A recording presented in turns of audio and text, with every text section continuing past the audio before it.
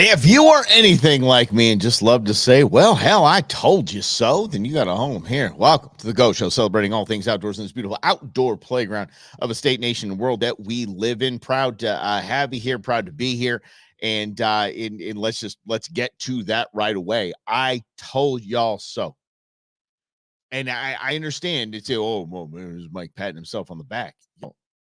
I told you when you take management of species out of scientists and biologists' hands and put it into heartstring tugged voters brought to you by horrible organizations like Humane Society of the United States, HSUS, for the cool kids, it's going to cost a lot of money. And we're going to have to backtrack and fix the problem that was caused by this nonsense. Here's the headline. I'm just going to give you the headline, and then that's it. Just going to start with the headline, and then we'll back it up, and we're going to play around with it. Ready? A big cat hunting ban would cost Colorado more than $60 million, says a new study. Okay, fine, study, great. This study probably took about 25 minutes to just be done with, right? What's up, Lynn?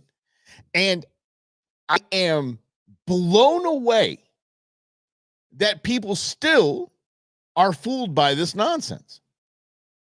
So Colorado was inundated by Humane Society of the United States, HSUS, and again, the Humane Society of Phoenix, the Humane Society of Goodyear, the Humane Society of Scottsdale, not part of HSUS. HSUS is a anti-hunting, anti-fishing establishment. That's what they are. It's what they do. Their goal is to eradicate hunting and fishing nationwide. They have a $150 million annual war chest to do stupid stuff like this. So they went to Colorado, paid canvassers. Are you ready for this? $7 to $10 per signature they got. Dude, that makes me want to do it. I'm like in the wrong business. I could crush that. Are you kidding me? How easy is that? Hey, Bleeding Heart, liberal Coloradan, do you understand that hunters can kill big, majestic cats? They can just kill mountain lions at will, just thousands of them a year, just crush them.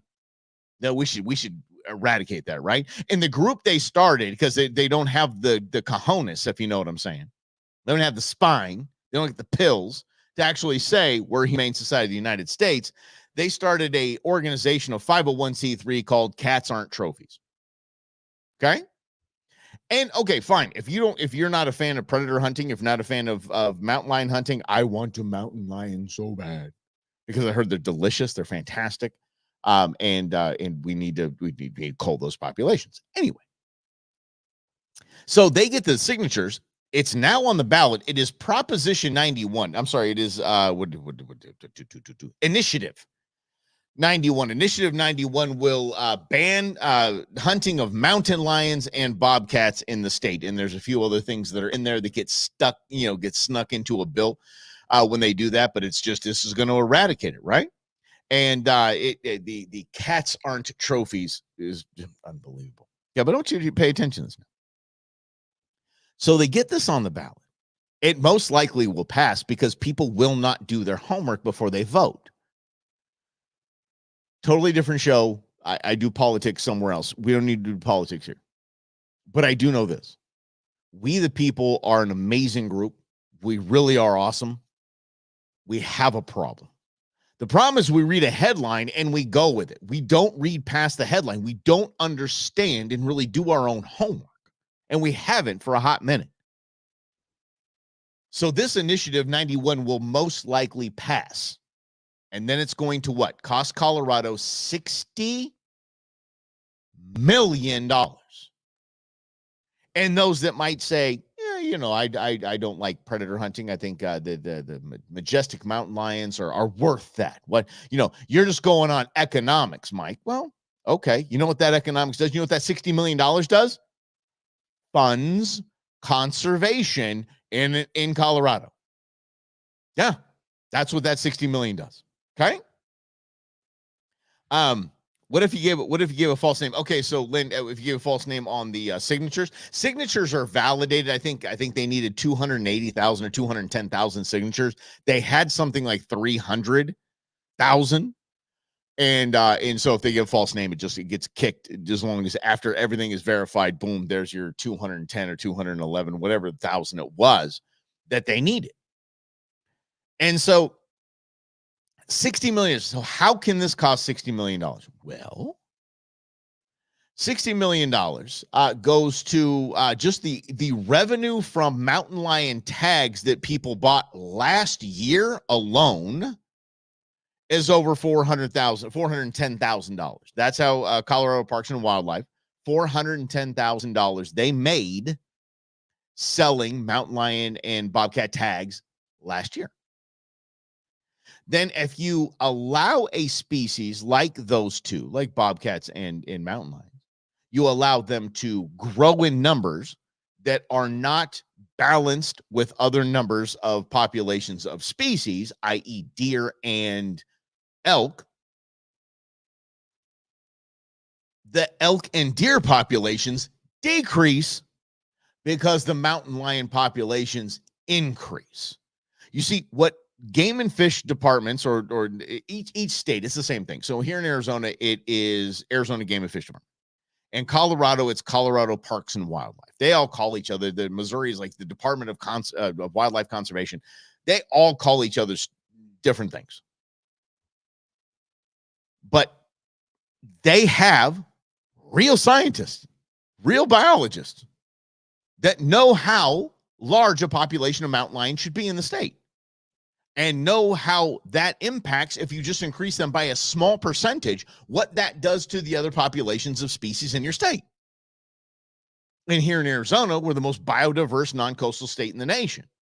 We have over 820 species that your Arizona Game and Fish Department regulates, balances those populations, and uses the 60 game species essentially to help in that conservation. So now you're taking away the economic impact because now you're going to have less in Colorado. You're going to have less elk. You're going to have less deer, less opportunities to hunt, and they're going to have to backtrack. How do I know they're going to have to backtrack? Well, Mike, you don't have a crystal ball. No, but I have past precedent. And past precedent is California. California banned mountain lion hunting in 1990. I want to say 1990. 1990. Since then, their population of mountain lion has stayed the same. It stayed balanced after the ban. How did it not increase in California? Because people are still hunting mountain lions. You see, the state gives the feds tags to go out and cap mountain lions at about 1,200 to 2,000 of them. So mountain lions are still being hunted. They're just not trophies like the punk losers at HSUS say that, they're not trophies, but they're dead. I would much rather, if you think about this, you're the biggest animal rights advocate. If you would take a dead and left behind mountain lion or a dead and feeding the table, feeding the food, feeding the friends, trophy on the wall, taxidermist, which would you rather have? Right. So Colorado, not only are they going to be losing this revenue. What's up, Rhonda? East of Flagstaff. I tell you what, that's where I'll be hunting elk, believe it or not, in just a few short months here. $60 million. That's just in like the next 10 years. Then they have to realize, we screwed up. We shouldn't have done that. But we're still going to ban mountain lion because those evil hunters. Hey, feds. Forest Service guys, come on over. Come on over. You guys want a mountain lion tag? You want one for your buddy? You want one for your son? You want one? Just come on over here. Just go ahead. Go. Shh. We don't hunt mountain lions here, says California. And Colorado's right behind them. Initiative 91. It's going to happen. It's going to happen. Unfortunately, it is. That, by the way, HSUS came into Arizona, and we basically just smacked them out of town. Here's how we did that. I mentioned that HSUS went in under the guise of cats are not trophies. That was the 501c3 that started. So, or SPAC or whatever it is. And they paid canvassers $7 to $10 per signature to get this on the ballot. Well, they did the same thing in Arizona. Problem is, we paid the critter groups. Arizona Elk Society, Bighorn Sheep, all this stuff, trout, all the critter groups got together and said, we'll pay the canvassers to not. Colorado didn't learn their lesson. Maybe they didn't even see it coming. What's up, Chris? They probably didn't see them coming. But here they are. Initiative 91 is now on the ballot in California. In Colorado. It most likely will pass. What California learned to be damned. We want this for the tug of the heartstrings, and that's right, dude. Little big kitties. We don't want to shoot the big kitties. Well, California's still shooting the big kitties. California's hunting them like crazy. They're just giving them to the buddies at the federal level, and they say, well, we're not doing anything. Well, state of California's not doing anything. There's no hunters out here hunting mountain lions. No. But our populations are just perfect. Mm-hmm. In the meantime, Colorado's going to do the same thing and lose $60 million in revenue. Thanks for hanging out. This is the Go Show, celebrating all things outdoors in this beautiful outdoor playground of a state, nation, and world that we live in. I had an amazing conversation with my buddy Tim Forshee this morning, and what we're going to be doing is we're going to chop all of that up. We did some recording. We're going to chop all that up, and we're going to present it to you. He said there are the 3 C's of carrying a firearm. He's my attorney. He's my gun attorney. Is what he is. And I don't think you specialize as an attorney. He just handles a lot of firearms cases. So he said there's 3 C's. One was concealment, like keep it concealed. You don't need to let anybody know you got going on what you got going on. Just keep it concealed. Second is common sense. And the third is courtesy. Courtesy was the biggest one that stood out to me. It really was. Because it happened to me one time when because I carry a sidearm when I hunt for mountain lions, things like that, or just, listen, especially if you hunt down south, y'all, you can run into some shadiness down there, just walking around hunting glass, and you can run into some nonsense. So I take my biggest sidearm and it is attached to my hip. Then I left the hunt. I just drove back. Didn't even think about it. I stop at Fry's. And I go in, and I still have my sidearm on. And there's a staggering stat that Forshee brought up to me today, which is blinding. So I'm excited for you guys to learn that. But this lady tapped me on the shoulder, and she said, "Excuse me, my daughter's quite literally petrified of that hand cannon that you have attached to your belt." She didn't say that. And I was taken aback at first. And my first instinct, y'all know me. My first instinct was, well, I know my rights, and I can. Rob Hunter gets in there, Rob Hunter and me fires off. That's my Second Amendment right, and blah, blah, blah. I said, you know what? I forgot I had the damn thing on. I really am. And I took my shirt around it, and I covered it up, and I walked back to my truck. I left my cart right there. I walked back to the truck. I placed the firearm in the truck, secured it, locked everything down, and went back shopping. And I thanked her. I said, you know what? I appreciate you not like firing off on me, filming it, doing this whole, I know my rights, I can do this. Oh yeah, guys, that's my phone right now. Look at this, gang. My phone is jacked. But anyway, she wasn't filming it and saying, I'm going to get you, kind of go viral kind of crap. And I was like, I was appreciative of it. I said, I appreciate you talking to me like a grown-up, treating me like a fellow human being, and not some, gun-crazed wacko. You just treated me like a human being, and you represented for your daughter, and I appreciate that. I thought that was really cool. I really did. So anyway, courtesy is a huge, huge thing. And yes, this is, and yes, I literally, guys, look at this. Look at this. So I have had this rule. Look how beautiful my babies are. But I have had this rule for a long time to have an OtterBox on my cell phone. because OtterBox to me is the best case there is. You pay a little bit more money, but you've got a $1,100 piece of equipment and it's trying to protect. I have a microphone system that has to attach to the bottom of the phone. It didn't work on an OtterBox. So I went and got some chintzy little, whatever is a cool looking, really cool green, super thin, thing. And this is what I drop my phone all the time. I drop it all that time. Yes. All right. Lynn says, I don't carry, but I hang out with family who does. Here's the deal. I don't anything on us. What does that mean, buddy? But yeah, I don't. I carry as much as I possibly can. But I know there's situations where I can't. I understand, by the way, this is why you go to Scottsdale Gun Club and take Tim's class. Is that there are signs in windows that you see you can't bring a firearm into the place, right? Do you know there's legal signs and not legal signs? And what I mean by legal, not illegal, like nefarious illegal. It's just if that sign is posted and it's not the right sign, I roll right in there, no problem. But there are where it has the Arizona Revised Statutes, the ARS code, the bottom. They're like, okay, these people are serious. They don't want me to carry a firearm in here. I'm not going to. Because why borrow trouble? And look, and that's the thing. So even when I conceal carry, I mean, you could probably know that I am. I mean, hell, if you guys know who I am or you guys recognize me, I'm probably armed. But if you don't, you could probably see that one side of my shirt is hanging a little further off my body than the left side of my shirt. And you probably just can see that I'm carrying. So concealment is a big, big thing. I'm very excited for you guys to see that. But courtesy, I want to get back to that because courtesy is let it bleeping slide. Let it go.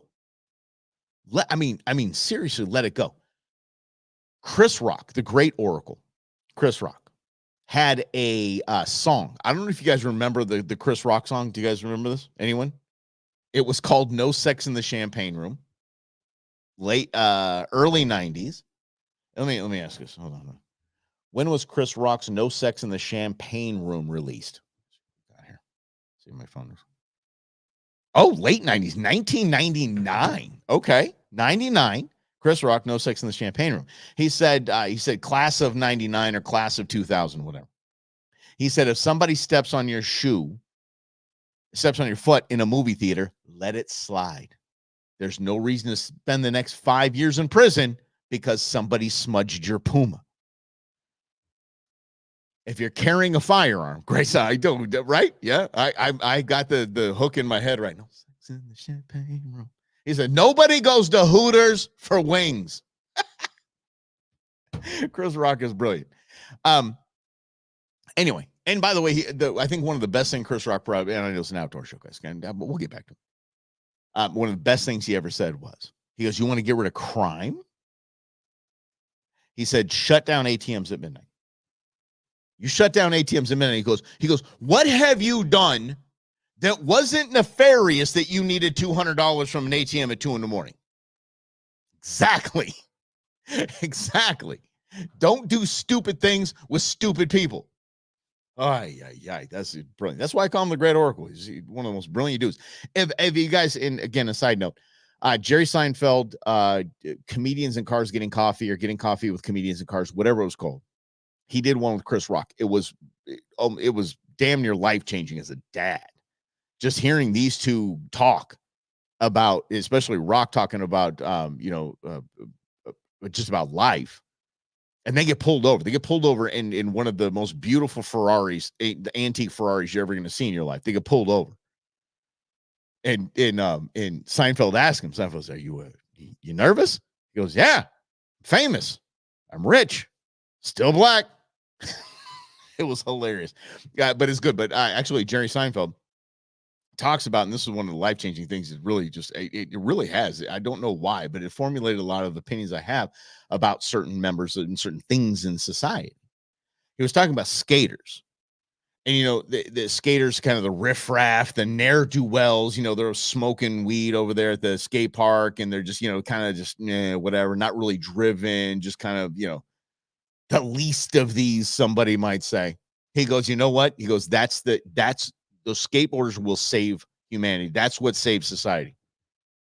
He goes, because I look at those kids and I go, they're going to be all right.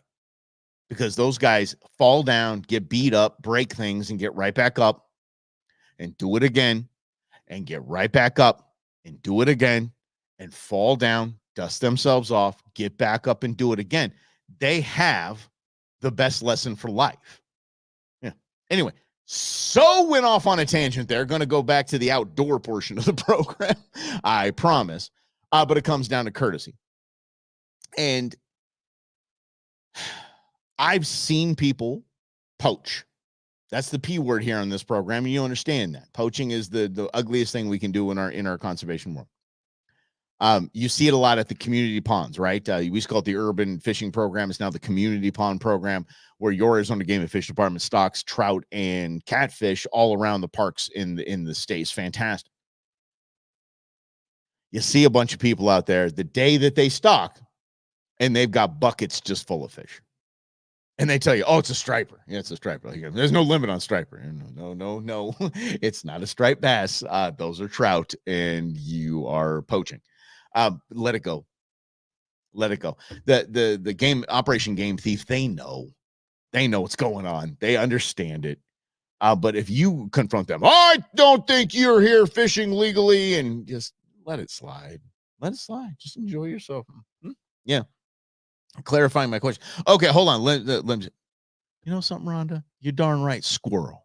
And you know why squirrel? Because you guys are awesome, and you guys keep me going on here. Hold on a second. Let's see what Grizz says. Hey, all right, can we do a show on different places to go around AZ? All right, maybe they have historical value. Hiking. I love this idea, my man. Daddy's got to get his glasses on. You know how it works.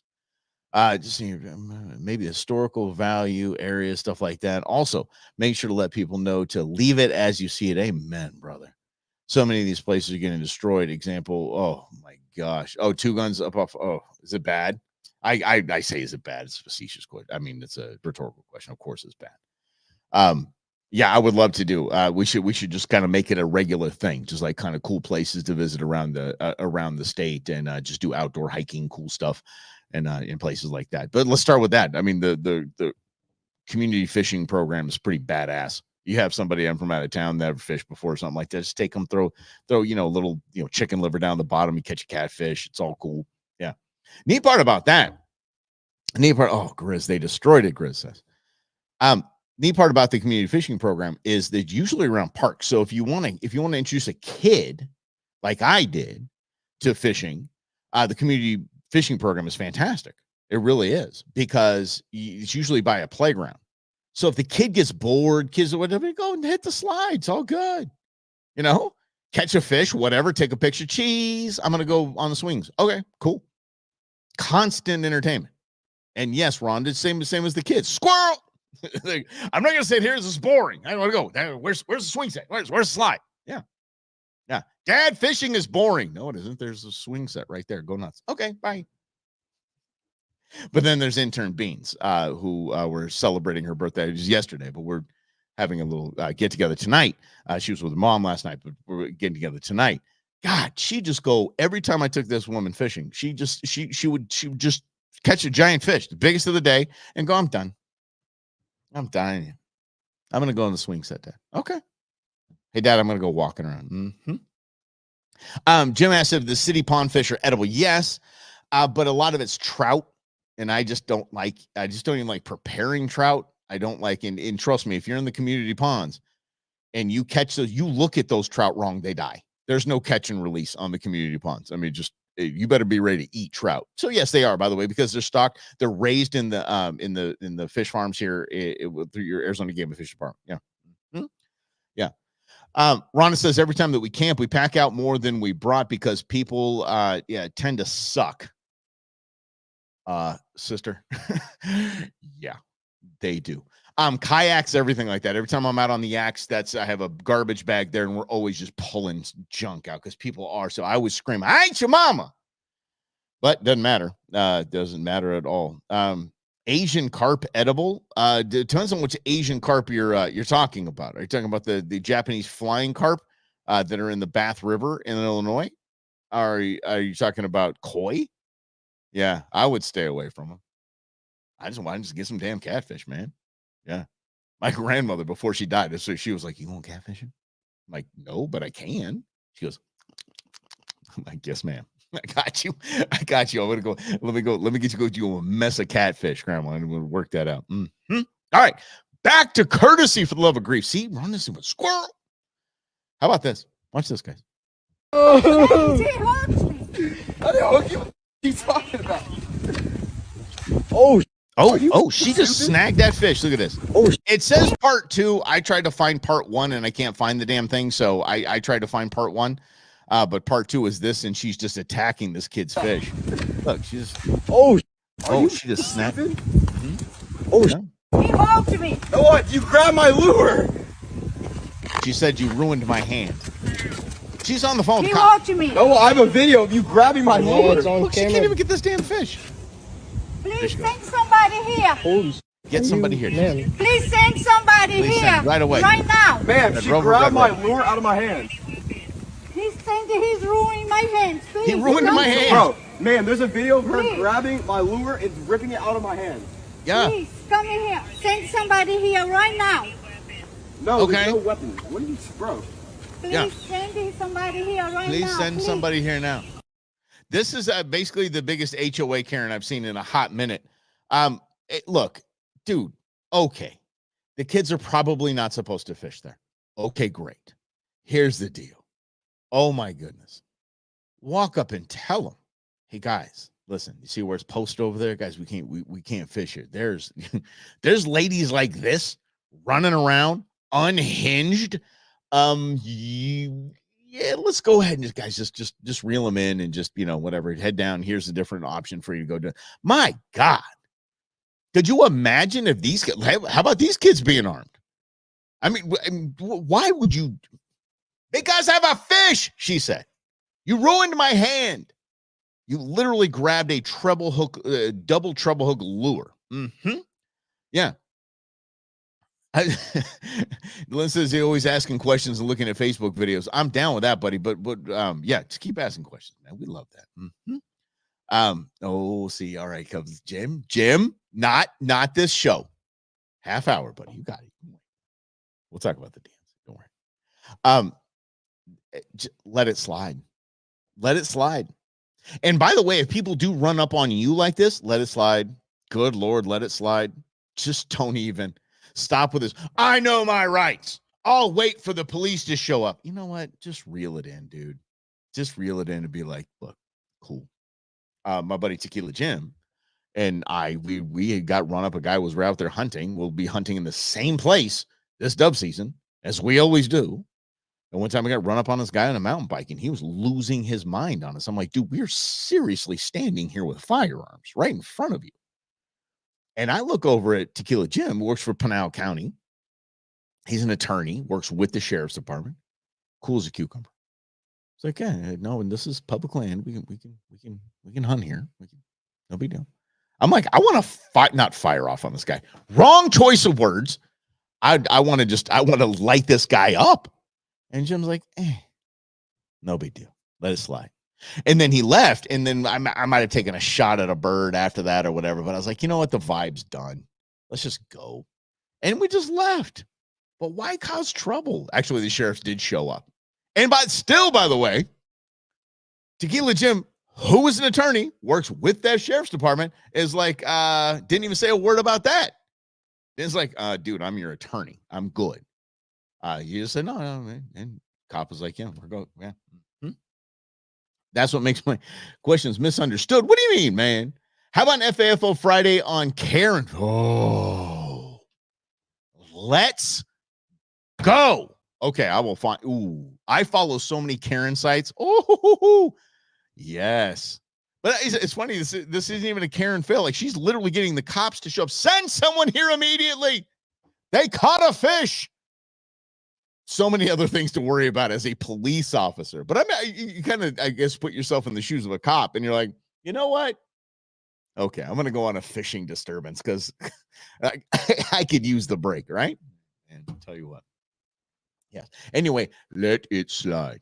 FAFO Friday this week already. I think we're back to boat ramps. I don't think the boat ramp the fights as much as just some more fails that are absolutely fantastic. So I think that's going to be FAFO Friday. We'll figure it out. You all are amazing. Love you guys. Keep just sharing it and liking it. You guys are the best, and we are going to do it again mañana. If we survive Intern Bean's birthday party, it's going to be a rager. Let me tell you, got an ice cream cake and everything. It's going to be crazy. All right, we'll see you tomorrow at 11 right here in the Go Show. Celebrate all things outdoors in this beautiful outdoor playground of a state, nation, world that we live in. Cheers, everybody.